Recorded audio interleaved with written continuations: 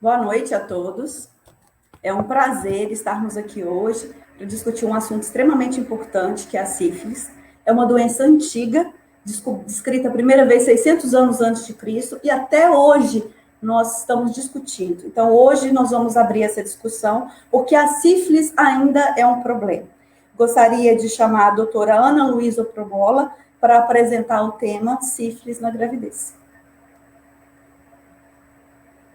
Boa noite a todos. Queria agradecer no nome da doutora Helena e da Bruna, a todos da SAPED que estão organizando esse evento. E acredito que é de grande relevância e eu tenho certeza que essa noite vai ser muito produtiva. Pode começar a passar os slides, Bruna.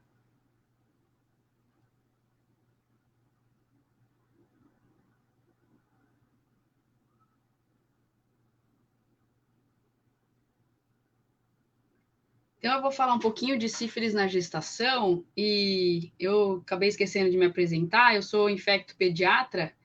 E aí, muitos de vocês que vão assistir, seja agora ou lá, ou depois no canal do YouTube, vão se perguntar por que uma pediatra está falando de sífilis na gestação. Pode passar o slide. Então, vamos falar, primeiro conceituar, né? A sífilis, ela é uma infecção sexualmente transmissível, causada por essa bactéria aí, que parece uma molinha, né? Uma espiroqueta, chamada Treponema pallidum. E o importante é a gente saber que o homem é o único hospedeiro dessa bactéria. Pode passar, Bruna. Então, os tipos de transmissão que a gente tem é através da via sexual, mas existem duas outras, uma de menor importância, que seria a por transfusão sanguínea, que hoje, no nosso contexto, ela é bem irrelevante, porque os órgãos e os lugares, né, que fazem as coletas têm umas normas muito rigorosas, então é praticamente irrisório as taxas de transmissão no nosso contexto atual. Mas uma outra de grande relevância epidemiológica e clínica é o que a gente vai tratar hoje, que é a chamada transmissão vertical. Quando a gente fala de transmissão vertical, a gente está falando da mãe, da gestante, que pode passar uma bactéria, no caso a sífilis, ou pode ser um vírus, como o HIV, através intraútero, através do parto ou por aleitamento materno. Vale lembrar que a sífilis não passa pelo aleitamento materno, tá? Pode passar.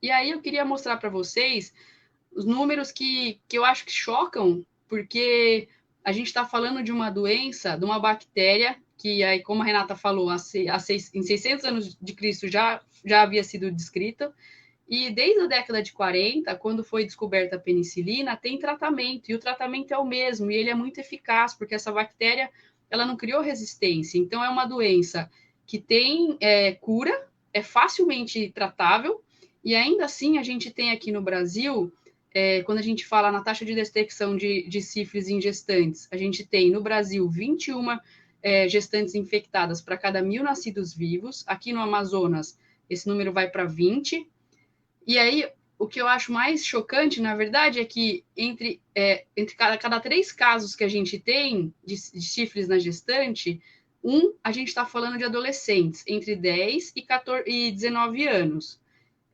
Então, 1/3 dos casos de sífilis em gestantes aqui no Amazonas, a gente tá na população nos adolescentes. E aí a gente tem que quando essas mães estão com infecção, elas podem passar para o feto. E aqui a gente tem que 10 em cada 1.000 nascidos vivos vão ter sífilis congênita. A meta do milênio é chegar a uma taxa de incidência de sífilis congênita de meio para cada 1.000 nascidos vivos. Então a gente está aí quase que 9,5 acima de onde a gente quer chegar. Pode passar. E a transmissibilidade, quando é que ela ocorre? A gente sabe que ela pode ocorrer, quando a gente está falando da sífilis adquirida, em qualquer momento da infecção, mas ela é muito, muito maior a chance de transmissão na infecção recente, porque tem um número grande de treponema, a imunidade está se formando, então, mais ou menos 40% pelo ato sexual a gente pode transmitir, se a gente tem sífilis, pode passar para o parceiro. Conforme essa infecção vai ficando mais tardia, essas taxas vão diminuindo, chegando até a 10% quando a gente está falando de sífilis terciária ou da sífilis latente tardia. Quando a gente fala na gestante, o que a gente tem? Que essa taxa de transmissão ocorre da mesma forma que nos adultos, né, que não estão gestando, mas que nas gestantes não tratadas, 80% dessas mães vão transmitir a infecção, né, a sífilis, para o seu concepto ainda intraútero, então antes do parto. E quem são essas gestantes que vão ter mais chance de transmissão? São aquelas que não fizeram pré-natal, são aquelas que têm o estágio inicial da doença, então com mais treponema na circulação. E quanto mais tempo esse bebê fica exposto na barriga, então se ela adquiriu no início da gestação e não soube, maior a chance desse bebê pegar. Pode passar. E a história natural da sífilis, como é que ela ocorre, né, quando não há tratamento oportuno? Quando a pessoa se infecta, mais ou menos ao redor da 3ª semana, vai aparecer a manifestação da sífilis primária, que é o que a gente chama de cancro duro. Ela é uma úlcera que vai aparecer no local da inoculação da bactéria. E ela é uma úlcera indolor, então até por isso que muitas vezes passa despercebida. E ela tem um fundo limpo, borda sobrelevada. E na mulher, por exemplo, um local muito comum dela aparecer é dentro do canal vaginal. Então, realmente passa despercebido.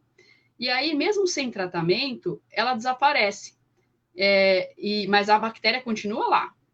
Depois de mais ou menos 6 semanas, a gente vai apresentar os sintomas de sífilis secundária, que seriam o quê? Também são sintomas inespecíficos, mas ainda a gente tem altas taxas de treponema no nosso sangue.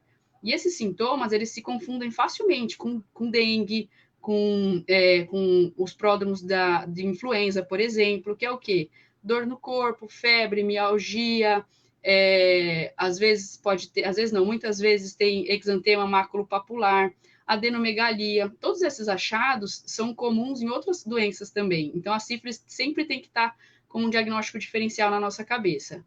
Depois disso, ela vai desaparecer e pode ter surtos de secundarismos com intervalos diferentes, mas quando a gente não tem sinais e sintomas, mas a bactéria ainda está lá, a gente chama de sífilis latente.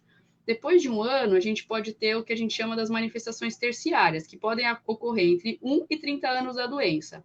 Essas manifestações são mais graves e elas acabam deixando sequelas mais importantes, que seriam as gomas sifilíticas, que já caracterizam com destruição tecidual. Então, elas podem aparecer no sistema cardiovascular, no sistema nervoso central, osteoarticular, e deixam sequelas importantes. Pode passar. Então, aqui estão as fotos dessas lesões que eu falei. As 2 primeiras do canto superior esquerdo são o cancro, que é a úlcera. Aqui, essa menina com esse pescoço são os linfonodos, que é as ínguas, né, as chamadas ínguas. Aqui é um exantema maculopapular, esse moço aqui com esse tronco. Aqui na boca é o condiloma lata, que é do secundarismo. E aqui uma destruição tecidual de uma goma sifilítica, aí no calcanhar, no tornozelo, aliás. Pode passar. E aí, como é que a gente faz o diagnóstico? Existem 2 tipos, os testes treponêmicos e os testes não treponêmicos. Ambos são testes imunológicos. A gente também pode abrir mão de testes diretos, mas esses não são tão usados porque eles requerem amostras do material, profissional capacitado. Então, a gente tem os testes treponêmicos, o famoso VDRL ou RPR também ele pode ser usado. E o teste tão treponêmico ele é importante porque ele vai dar, além da gente fazer o diagnóstico, ajudar no diagnóstico, ele vai funcionar como controle de cura. Pode passar.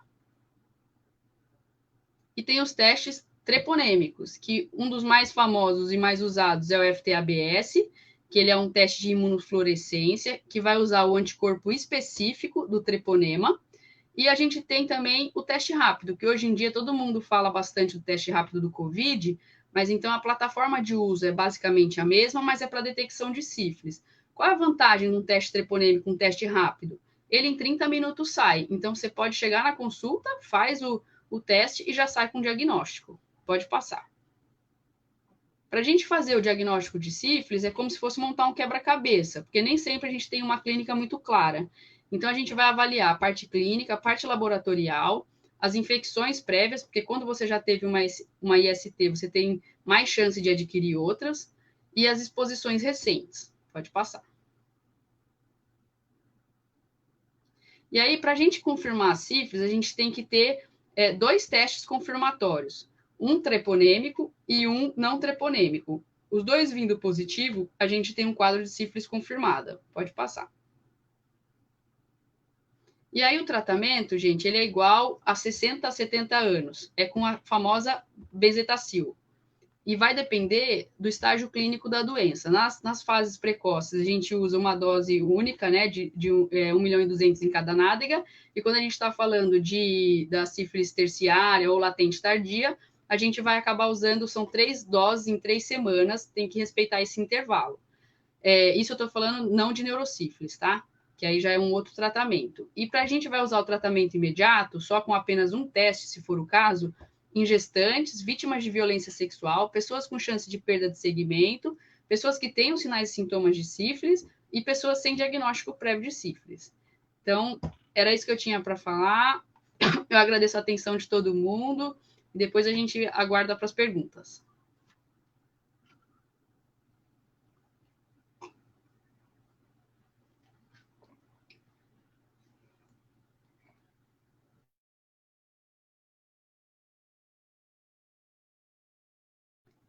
O microfone. Desculpa. Então, parabéns, tá, professora Ana? Foi muito boa a sua apresentação. Houveram vários comentários aqui no chat, né? Agora, dando seguimento à nossa atividade, eu vou chamar a doutora Ana Carolina Marcos. Ela é infectologista pediátrica e ela atua no Instituto de Infectologia Emílio Ribas. Ela vai tratar do tema hoje, impacto da sífilis na criança. Obrigada, doutora. Olá, muito obrigada primeiramente pelo convite da sociedade, participar desse evento incrível com pessoas super competentes e um tema que realmente acaba ficando esquecido, né, indevidamente. Então hoje eu vou falar um pouco do impacto da sífilis na criança, então a sífilis congênita. Pode passar o slide, por favor, Bruna.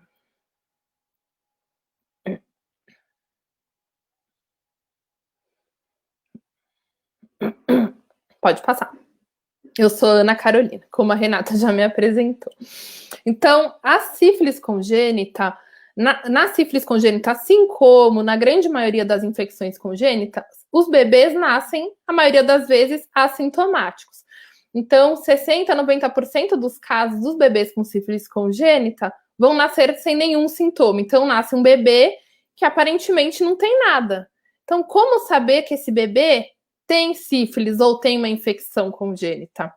A gente acaba usando do pré-natal materno. Então, a partir dos exames, tudo isso que a doutora Ana Luísa acabou de falar, os exames do pré-natal são fundamentais para fazer o diagnóstico, principalmente nesses bebês assintomáticos, que são a maioria. Porém, a gente sabe, pode voltar, Bruna, a gente sabe que os últimos exames da gestante são feitos com 28 semanas de gestação. De 28 semanas até 40, que é mais ou menos quando o bebê nasce aí, vão 3 meses, né? Em 3 meses, pelo menos, tem muito chão. Muita coisa pode acontecer na vida da gestante. E até com 28 semanas, quando ela fizer ali os últimos exames do pré-natal, pode estar ainda numa janela imunológica e ter acabado de se infectar, né? E como a Ana acabou de dizer, no momento que se infecta, o risco é muito maior para o bebê.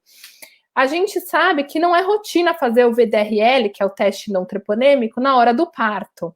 Muitos pediatras que podem estar assistindo estão acostumados a trabalhar em maternidades do SUS, que fazem de rotina o VDRL e o HIV da mãe, né, da gestante, na hora do parto, mas isso não é obrigatório. Então, nas maternidades particulares, principalmente, em diversas maternidades, isso não acontece.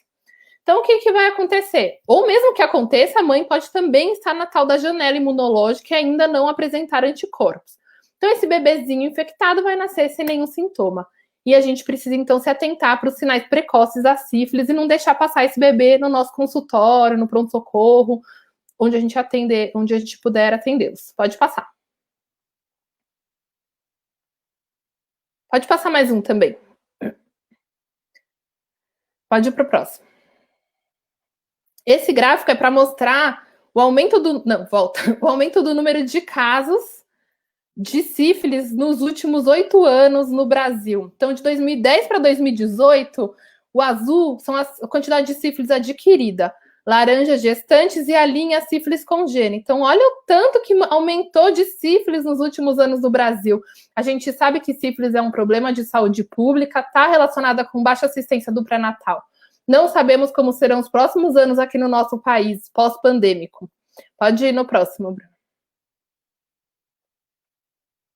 Então, começando o quadro clínico, até os 2 anos de idade a gente chama de sífilis precoce. Maior de 2 anos, sífilis tardia. No começo, pode ter sinais e sintomas de qualquer infecção congênita. Então, qualquer congênita pode ter esses sinais que eu vou falar agora, tá? Não só a sífilis. Então, um bebê com restrição do crescimento intrauterino ou prematuridade sem outra explicação, icterícia precoce, hepatosplenomegalia, alterações sanguíneas como anemia, peteca, púrpura, plaquetopenia, linfonodomegalia, bebê que nasce com linfonodo tem que ser investigado congênito, inclusive a sífilis.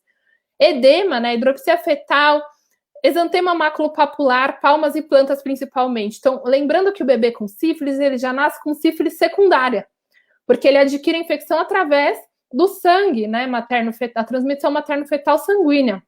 Então, ele já vai apresentar o exantema, que a Ana falou que vai aparecer na sífilis secundária. Assim como abortos e óbito, né? Em torno de 40% das gestantes que se infectam com sífilis na gestação e não são tratadas vão evoluir com aborto ou óbito fetal. E também síndrome nefrótica. Pode passar. Do quadro clínico mais característico da sífilis, a gente tem a rinite serossanguinolenta, então o bebê em torno de primeira semana de vida aqui começar a apresentar quadro de secreção nasal, pode ser bem sanguinolento ou não. Tem que pensar em sífilis, lembrar que essa secreção pode ter treponema, tá bom? Pode ir, próximo. Esse artigo é um artigo que mostra, de 2011, que descreveu um caso de um bebê que nasceu com pústulas, cheio de pústulas e descamações. Bebê que nasceu com um monte de descamação, né? E aí foram fazer a análise da pústula e descobriram treponema dentro da pústula. Então, evidenciando mais um quadro. E depois fizeram também a sorologia do bebê, evidenciando mais um quadro de sífilis congênita. Pode ir. Aqui o típico, né, pênfigo palmoplantar. Então, um bebezinho em torno aí de 1 mês de vida pode apresentar o pênfigo palmoplantar, que são essas bolhas com secreção dentro, lembrando que isso tem muito treponema, não pode manipular sem luva, que é altamente contagioso. Pode passar. Alterações em ossos longos são muito comuns na sífilis. Em torno de 60% a 80% dos bebês sintomáticos vão ter também alterações de ossos longos. Em geral, eles já até nascem com alguma alteração, mas vão começar a ter os primeiros sintomas nas primeiras semanas de vida. A pseudoparalisia de Parrot, que é famosa, que o bebê para de mexer um membro, muitas vezes pode ser confundida até com uma lesão de plexo braquial do parto, e na verdade ela é secundária à dor que o bebê sente por conta da osteocondrite ou periostite. É muito comum a gente ver levantamento periósteo nos raios-x de osso longo dos pacientes com sífilis. Pode ir. Fissura peribucal, essa imagem é muito antiga, vê se vocês conseguem notar, o bebê tem um monte de fissura ao redor da boca, tem que pensar em sífilis congênita se encontrar um bebê assim. Pode ir para o próximo. Outras coisas de precoce, então o condiloma plano, bebê com verruga genital, verruga plana, tem que pensar em congênita, pneumonia alba, que o pulmão fica branco dos 2 lados ao raio-x, e alterações oculares diversas. Aí, tanto na sífilis como em outras congênitas, a gente precisa investigar todas. Corioretinite, catarato, veite, glaucoma, pode também ter lacrimejamento, fotofobia, entre outras alterações. E também, todo bebê com sífilis congênita suspeita ou confirmada precisa ser investigado no sistema nervoso central. Então, bebê que não foi lá diagnosticado ao nascer, né, e evolui com o curso da doença, em torno de 3 a 6 meses, ele pode apresentar uma meningite aguda. Essa meningite vai ser linfomono, com glicose normal e a proteína um pouco tocada, parecendo uma meningite viral. Pode passar batido, hein? Também, se ele continuar evoluindo, ele pode fazer uma sífilis meningovascular crônica até o final do primeiro ano de vida e evoluir com hidrocefalia, paralisia de nervo craniano, atraso do desenvolvimento, convulsões, entre outros acometimentos neurológicos. Pode passar. Esse artigo é recente, novembro de 2019, do New England, uma criança nos Estados Unidos que foi publicado o caso que com 6 meses de idade ela chegou nesse hospital e ela tinha uma massa periretal, olhem a imagem no quadrado A, ela tinha essa massa periretal desde 2 semanas de vida e falavam que era um hemangioma. Aí resolveram biopsiar e viram vários treponemas na biópsia, fechando o diagnóstico de sífilis também, teve confirmação sorológica, e ela também tinha periostite, mas não tinha dor. Depois de 10 dias de penicristalina, a massa regrediu. Isso é só para mostrar que a sífilis também pode ter apresentações atípicas e a gente tem que pensar em sífilis, tá? Pode ir. E se o bebê não for diagnosticado até os 2 anos de idade, ele pode evoluir com a sífilis tardia, que é de 2 até 30 anos de idade. O bebê pode começar a apresentar, a criança, né, começa a apresentar quadros já de sequelas, né? Então, vai ter a fronte olímpica, que é aquela testa mais proeminente, o nariz em cela, que é o desabamento aqui do nariz, molares em amora, os primeiros molares eles ficam deformados, as rágades periorais, que são umas cicatrizes ao redor da boca, surdez neurosensorial, por isso é importante toda criança com infecção congênita e também com sífilis ser acompanhada, né, da avaliação auditiva com BERA, com exame para diagnóstico de surdez neurosensorial, que pode ser progressiva, pelo menos a cada 6 meses. Dificuldade escolar e também até atrofia de nervo óptico, opacidade corneana por ceratite. Pode ir.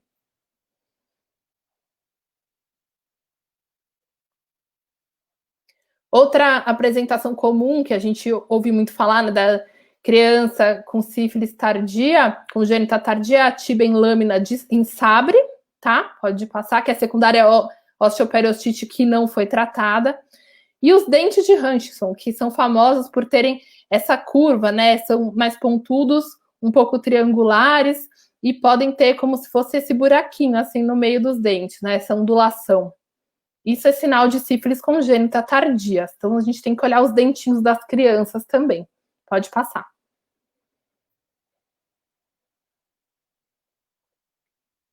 Próximo, isso. Esse artigo, achei muito interessante, ele foi publicado em 2013, é da Índia, uma menina de 9 anos, que foi procurar o médico porque ela tinha uma perfuração em palato. Perfuração de palato é outro sinal de sífilis congênita tardia, e os médicos acenderam a luzinha e pensaram em sífilis, foram investigar, e realmente a menina tinha sífilis, ela também tinha um nariz em cela para ajudar no diagnóstico.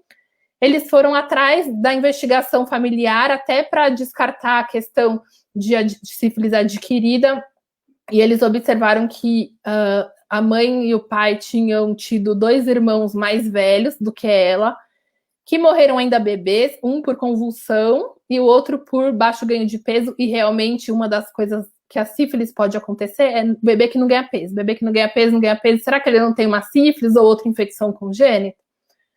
Ela também tinha uma irmã mais velha com alteração nos dentes e ela com essa perfuração em palato. Aí com 9 anos foi feito o diagnóstico de sífilis congênita nessa criança. Tá? Pode passar.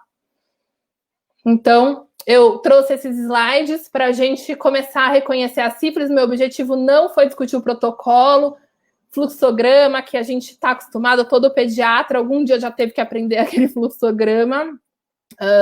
Mas ter esse olhar clínico para os pacientes. Acredito que os casos de sífilis podem aumentar nos próximos anos, pode passar batido da maternidade e nós vamos nos deparar com um quadro clínico de sífilis nos bebês. Obrigada. Muito obrigada, doutora Ana Carolina. Parabéns por sua apresentação, foi excelente. Obrigada. E agora, para dar continuidade às nossas atividades, eu gostaria de chamar a doutora Bianca Ludberg. Ela é médica e pediatra em São Paulo, membro do Departamento de Adolescência da Sociedade Paulista de Pediatria. Ela vai tratar conosco do seguinte tema: particularidade da sífilis na adolescência. Seja bem-vindo e obrigada por ter aceitado o convite, doutor.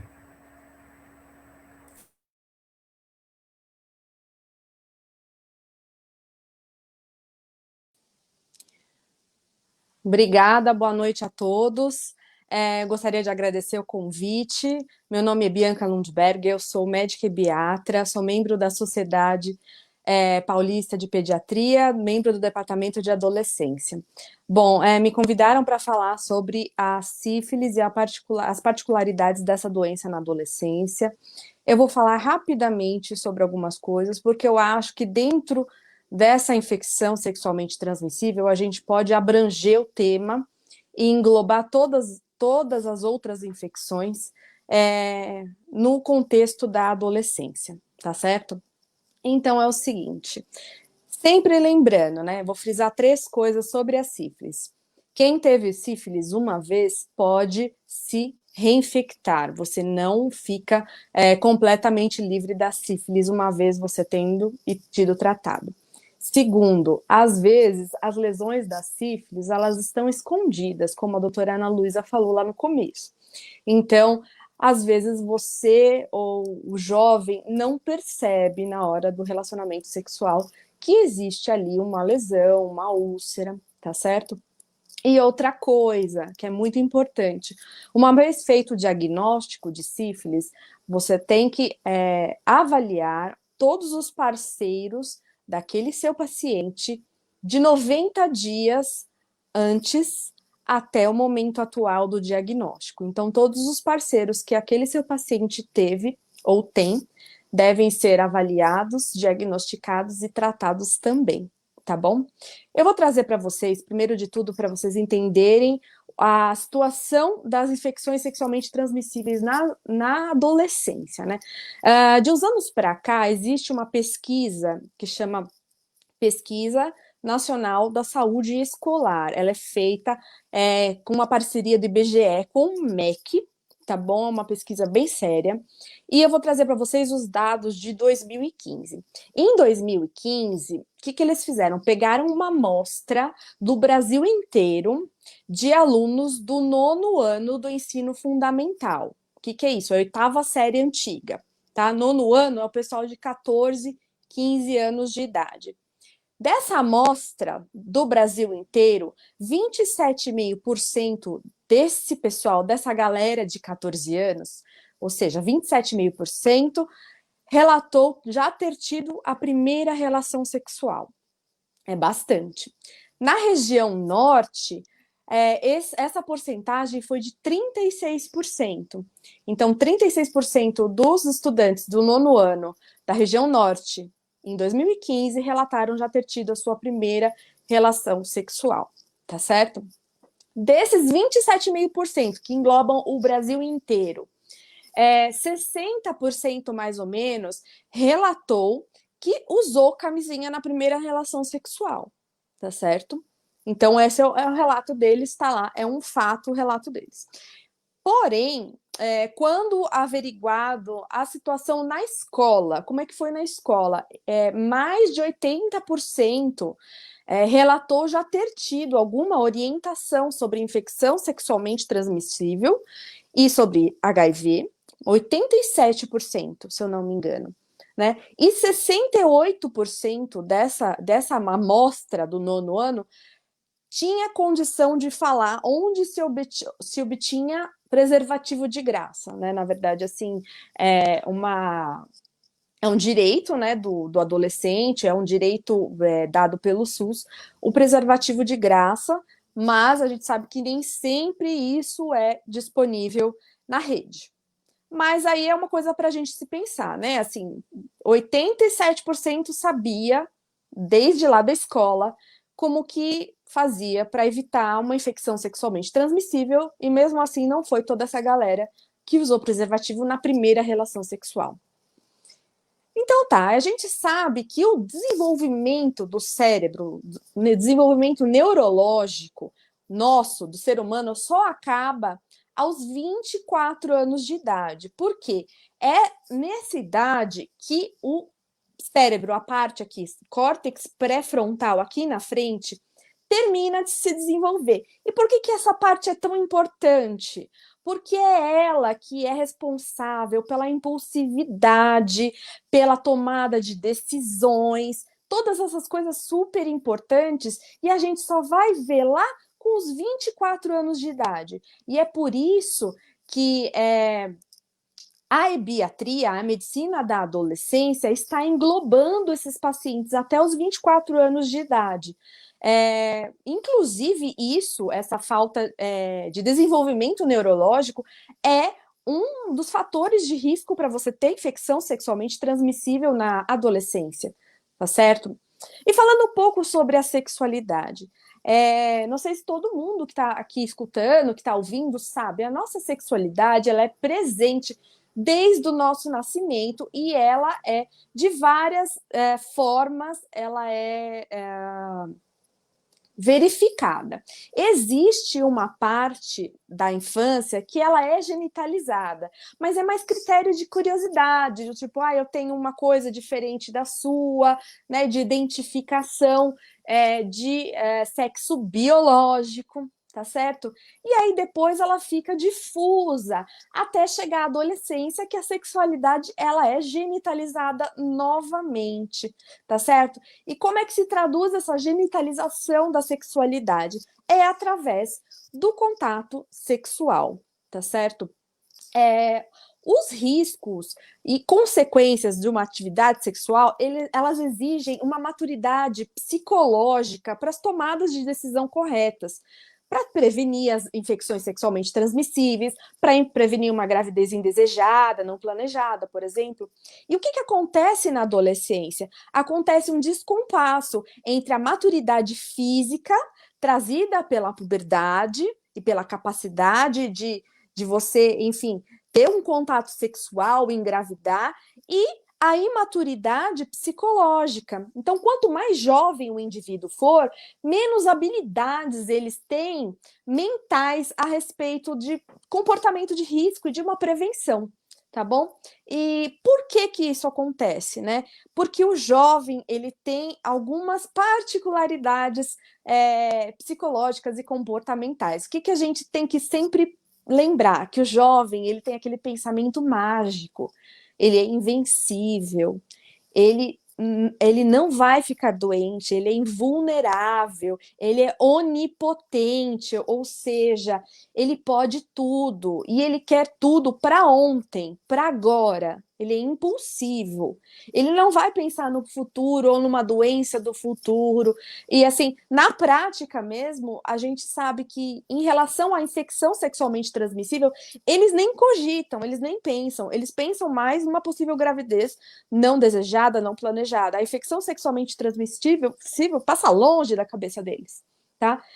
E também tem aquele fato de ter aquele boato de não ser bom usar camisinha, de ter uma confiança muito grande no parceiro e na parceira, que é uma coisa mágica também, e bem típica aí da adolescência e da juventude. Que mais que deixa o adolescente exposto, mais fragilizado, mais disponível para ter uma infecção sexualmente transmissível? Família com conflito, família que não se conversa direito, família autoritária, família ausente, família permissiva. Não ter diálogo em casa ou ter um diálogo muito autoritário é risco para IST, que é infecção sexualmente transmissível, sim. Tá? Mau desempenho escolar, evasão escolar, repetência, baixa escolaridade de uma maneira geral é um fator de risco. Pressão do grupo, porque o que acontece? O adolescente tinha os valores da família, que poderiam até ser ok, só que na adolescência há uma quebra desse padrão e os valores acabam sendo do grupo que o adolescente achar conveniente, que ele acha melhor para ele, mas nem sempre aqueles valores estão corretos, então a gente tem que pensar nisso, nos valores do grupo e na pressão do grupo. E fatores sociais, um abuso de álcool, abuso de drogas, às vezes mesmo para ficar um pouco com a autoestima um pouco melhor, para ficar com menos insegurança, mas isso acaba levando a comportamentos de risco e maior vulnerabilidade para aquele adolescente.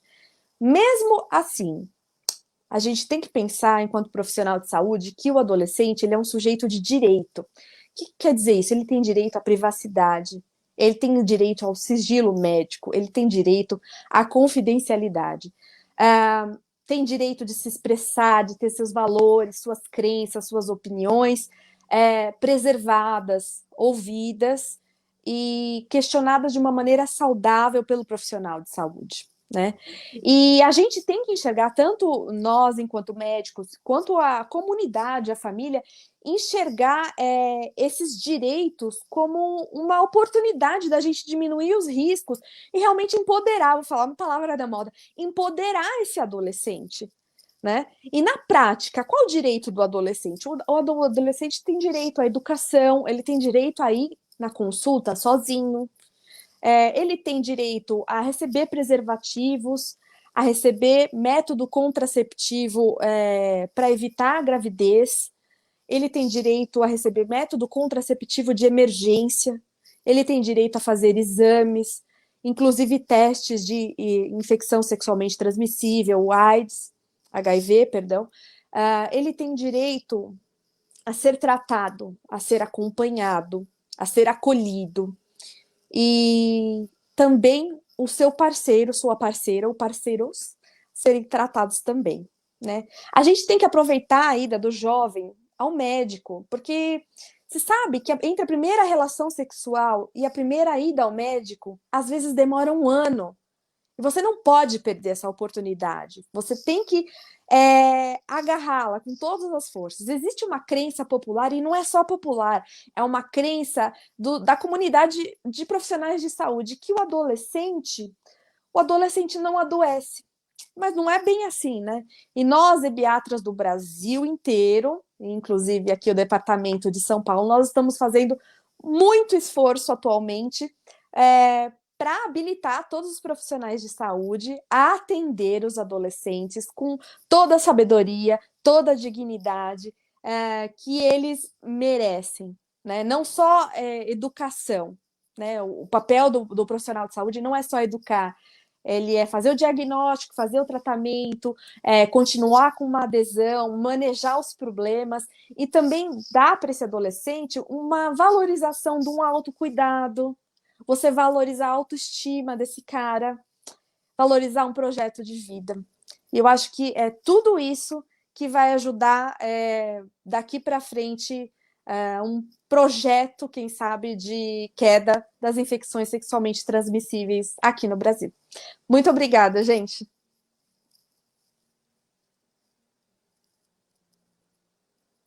Parabéns, doutora Bianca, foi excelente Obrigada. a sua aula, tá?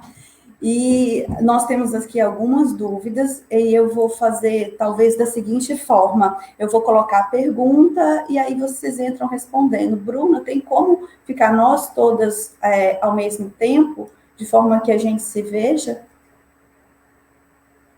Isso, então tá bem. Então, assim, eu vou começar pela doutora Ana Luísa, que começou a primeira apresentação. Então, foi dito que no início da gestação tem maior chance de infecção transplacentária pelo treponema. Tem mais risco porque o início da infecção, essa é a dúvida, ou porque o feto ele fica mais tempo exposto ao treponema, por ter se infectado a gestante no início da gravidez. Na verdade, acaba sendo as duas coisas, mas tem que também entender se pensando que ela acabou de se infectar, ela está no estágio primário, tem uma treponemia alta, e só que assim, até umas 9 semanas de gestação, a placenta ela está extremamente protegendo o bebê. Depois, tanto é que a maior fase de contágio seria entre 16 e 24 semanas. Então, ali a placenta começa a ficar mais permissiva, vamos dizer assim. Então, tem mais chance do bebê se contaminar. E a gente pensando que essa mãe não vai ser tratada até o final da gestação, vai adicionando risco, porque esse bebê está sendo mais tempo exposto. Deu para entender? Sim, acho que ficou bem claro. Doutora Ana Carolina, uma dúvida, né, da sua apresentação foi a seguinte pergunta. No caso, foi apresentado um gráfico dizendo que está havendo aumento de diagnósticos de sífilis, que a sífilis é um marcador de mais baixa qualidade de assistência pré-natal.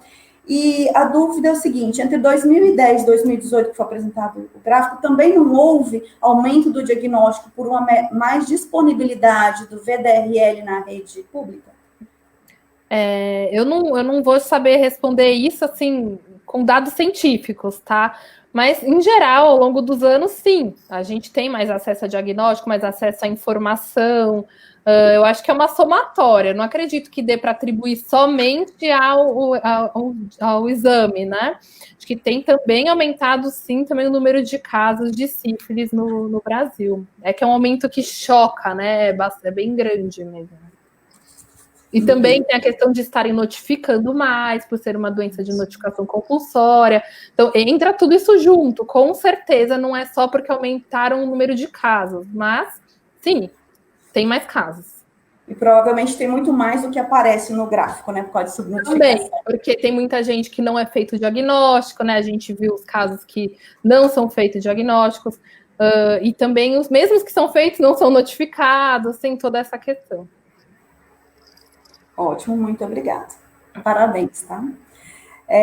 Doutora Bianca, tem uma pergunta também. A pergunta que foi colocada é assim, só vou fazer um comentário breve antes da pergunta. Eu achei bastante interessante, né, ter sido apresentado os dados do PENSE. Então, dados nacionais, 27,5% desses alunos, né, do fundamental, eles, até o 9º ano, eles tiveram relação sexual, na região norte, 36%. Então, trabalhar a sexualidade não é essencial, né, para o pediatra. Então, isso é muito importante, um dado bem interessante, que conhecimento do adolescente não quer dizer comportamento. Então, são duas coisas bem instigantes, eu acho que dá para falar muito sobre isso, mas a pergunta em si, né, assim, só para provocar mesmo, mas a pergunta em si é a seguinte: foi dito que a partir do diagnóstico de sífilis no adolescente, tem que ser investigado os parceiros 90 dias antes, não é isso? E 90 dias depois. Aí a pergunta é a seguinte: a sífilis é uma doença de notificação compulsória, né? Então, envolve quebra de sigilo, envolve tratamento de parceiro. E aí, fez o diagnóstico de um paciente, adolescente que tiveram vários parceiros adolescentes. Como é que se faz? Como é que se conduz essa situação para o pediatra? Bom, o que a gente faz enquanto ebiatra? Na verdade, a quebra de sigilo ela não é em relação aos familiares. A quebra de sigilo é em relação aos outros parceiros. Então, a gente tem realmente uma conversa franca e é por isso que é importante o vínculo do ebiatra, do médico do adolescente, com o adolescente. Se dá uma chance realmente para um contato do próprio adolescente com os parceiros, as parceiras, né, principalmente de 90 dias antes, né, porque a partir do diagnóstico se espera que ele ou ela vá se proteger e vá se tratar, então são 3 meses antes. E aí, na verdade, se não há esse contato do próprio paciente com os parceiros, pode-se exigir uma convocação.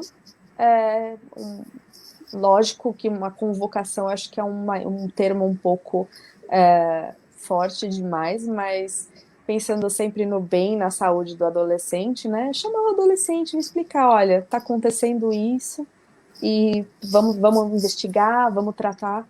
Sempre de uma maneira suave, mas sempre queria deixar claro para vocês, a sífilis em si, ela não é quebra de sigilo para os familiares, para os pais, mas sim para os parceiros. Tá bom? Ok, obrigada. Tem outra pergunta aqui que eu acho que cabe resposta mais de um de vocês, com relação à transmissão vertical e as manifestações. A transmissão vertical da sífilis, ela aumenta o risco de evolução para as formas graves, como terciário?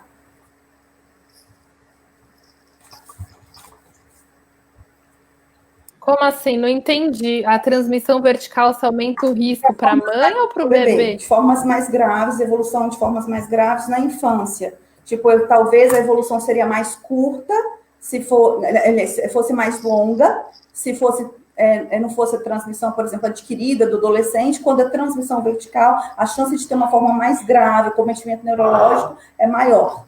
É essa pergunta. Na verdade, é tudo uma questão de tempo, né? Porque, assim, quando é adquirida, você faz a sífilis primária, depois de uns anos a secundária, depois de uns anos a terciária. Quando é congênita, você já nasce na secundária, né? Como a partir de 2 anos, ou até menos, com menos de 1 ano de idade, próximo a 1 ano já pode ter alterações neurológicas. Por isso também é importante o acompanhamento com o neurologista. Sim, o que faz aumentar o risco de gravidade para quadros neurológicos, por exemplo, é não tratar a sífilis congênita. E aí a questão de tempo, isso acontecer, muito provavelmente. A criança, no mínimo, vai ter uma dificuldade escolar, alguma alteração auditiva, algum déficit cognitivo, né? Perfeito. Obrigada. Outra pergunta aqui também é com relação a esse lidar com a questão da sexualidade do adolescente pelo pediatra. Em que momento o médico pode ou não quebrar um sigilo para a família do adolescente em relação à prática sexual? Se isso cabe, não cabe, ou como que isso seria orientação para o pediatra, para como proceder? Tá bom. Vou falar, nós ebiatras temos mais costume de lidar com isso, então, assim, é bom que todo mundo saiba.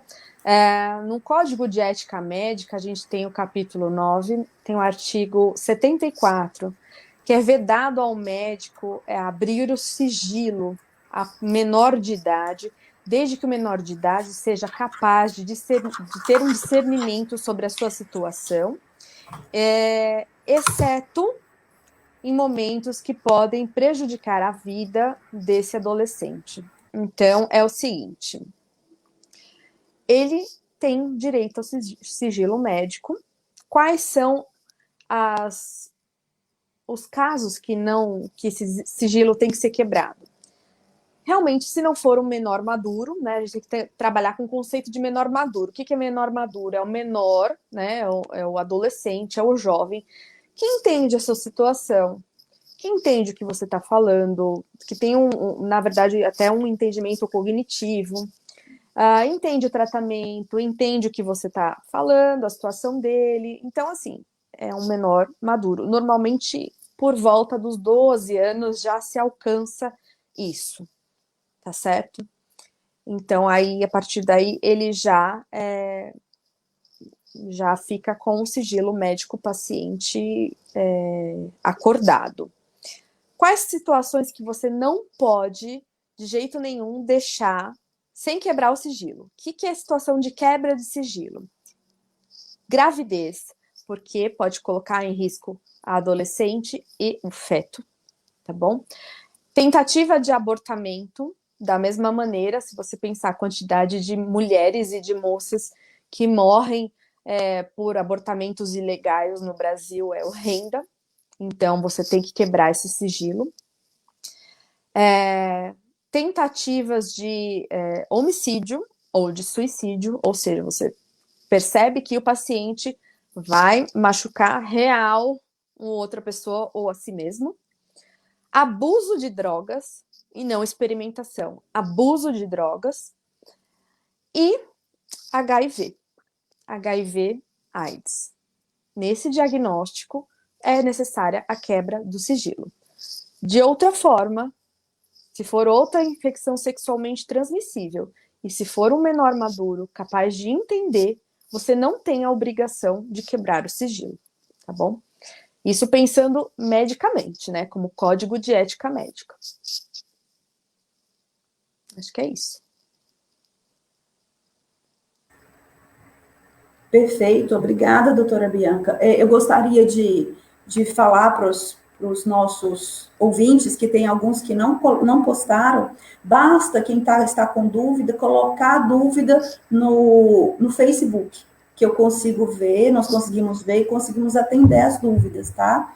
Então, a Bruna da SAPED já informou isso para as dúvidas que apareceram, por onde enviava, tá? E nós ainda estamos abertos ainda para as dúvidas. Enquanto eu aguardo se tem mais alguma dúvida, eu gostaria de pedir para as palestrantes se elas gostariam de acrescentar mais alguma coisa, que o tema é extenso, é interessante, e com certeza elas não conseguiram falar ou abordar tudo o que gostariam, tá bom?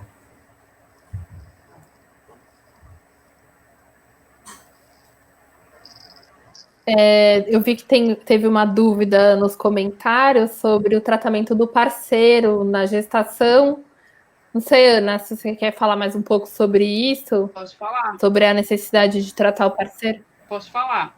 Não tinha visto essa dúvida.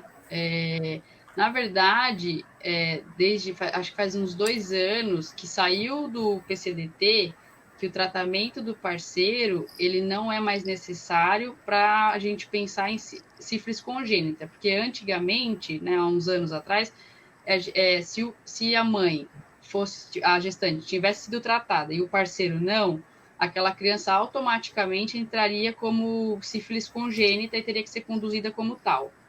Para acompanhar as normas da OPAS e da OMS, essa questão do tratamento do parceiro foi retirada, mas não é que não é para tratar o parceiro, pelo contrário, o parceiro tem que ser testado, tem que ser tratado oportunamente. E também o que a gente tem que, o que acontece muito no ambulatório é a gestante está positiva, aí o parceiro tem um teste rápido negativo.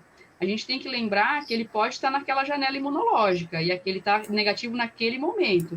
Então, se você não tem certeza do segmento, se você não sabe se aquele parceiro vai voltar para a consulta, se você não está confiante de que teve vínculo ali naquela consulta, é melhor você tratar, mesmo ele dando negativo, do que você deixar de tratar uma sífilis que já está iniciando, que já está no período de incubação, está no pródromo e vai começar. Ou ele já está até com a lesão e não viu também. Não, daí nesse caso ele teria já o teste positivo normalmente entre 9 e 10 dias que vai positivar. Então, assim, tem que tratar o parceiro, mas se é um parceiro que você consegue conduzir e sabe que ele vai voltar à consulta, se ele der negativo, você pede para retornar e testa de novo. Quer complementar alguma coisa, Carol? Posso falar uma coisa? Estava pensando aqui que é importante falar que a sífilis não é uma doença que gera imunidade. Então, assim, uma pessoa pegou, não vai pegar de novo, né? Que nem tem essa dúvida agora do coronavírus, se tem reinfecção ou não. Na sífilis tem reinfecção. Então, basta ter contato de novo que vai pegar de novo. Pode ter acabado de tratar, pode pegar de novo, tá? Tem uma dúvida até da Viviane nos comentários que ela perguntou se uma paciente já acabou de fazer o tratamento, retornou com sintomas, testou de novo VDRL 1/8. Então, assim, e foi solicitado o FTABS. O FTABS, ele é um exame treponêmico. Então, ele vai ficar com cicatriz sorológica, vai vir positivo. Só não vai vir positivo se ela tem alguma deficiência de imunidade e não produz anticorpos, porque se ela já teve sífilis, esse FTABS vai vir positivo. O DRL é o que negativa, né? Conforme o tratamento. Então, é importante o segmento da queda de titulação. Se ela estava caindo a titulação e voltou a subir a titulação, muito provavelmente ela se reinfectou, tem que tratar de novo sim, independente do FTABS. Acho que é isso. Muito bem, obrigada pelo esclarecimento. Nesse momento aqui, eu ainda não tenho mais dúvidas postadas aqui, ainda não. Eu gostaria de deixar a palavra ainda aberta, se vocês gostariam de complementar mais, doutora Ana Carolina, doutora Ana Luísa e doutora Bianca. Gostaria de completar mais alguma informação ainda. Bom, eu acho que eu posso falar um pouquinho na verdade, sexualidade. Vamos falar um pouquinho de relação sexual na adolescência, né? É um tema muito controverso, mas eu vou dar o ponto de vista médico, tá certo? Então, muita gente pergunta o que é estupro, o que não é estupro. Se chega uma paciente para a gente com menos de 14 anos, né?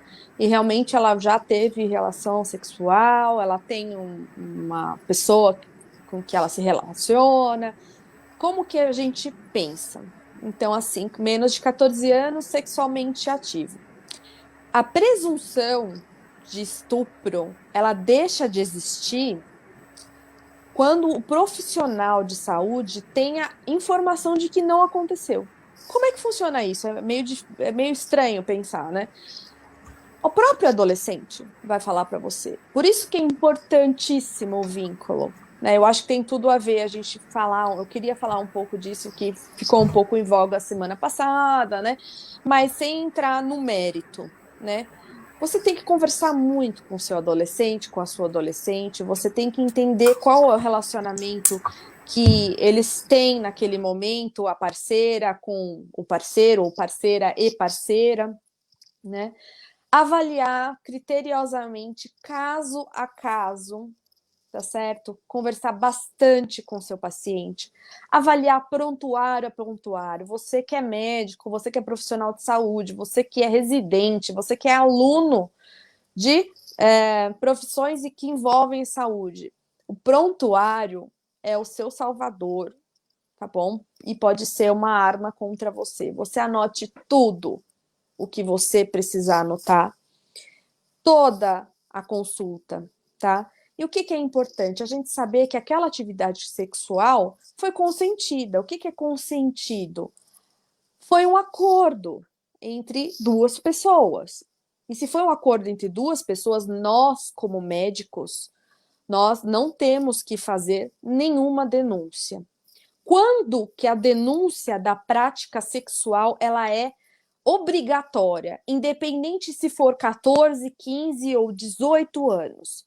Quando chega para você um paciente ou uma paciente, eu não vou colocar aí nenhum gênero, mas se houve uma prática sexual forçada, sob ameaça, sob coação, se você tem uma relação de poder, seja poder, idade, uma coisa bem mais velha, a pessoa se empoderou daquela diferença de idade para poder ter essa prática sexual, o que é diferente, por exemplo, de uma menina de 14 anos namorar com um menino de 18 e eles se amarem, não tem nada a ver. É consentido isso, medicamente falando. Outro tipo de relação de poder, autoridade, o professor, a professora e o aluno, o chefe e o empregado, tá certo? Outro tipo de relação de poder, financeiro, o rico e o pobre, tá bom? Que mais?